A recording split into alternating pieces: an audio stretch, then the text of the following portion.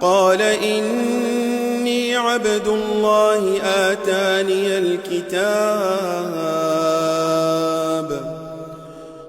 إني عبد الله آتاني الكتاب وجعلني نبيا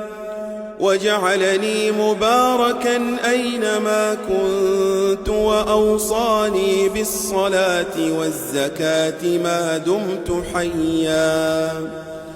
وبرا بوالدتي ولم يجعلني جبارا شقيا والسلام علي يوم ولدت ويوم أموت ويوم أبعث حيا ذلك عيسى ابن مريم قول الحق الذي فيه يمترون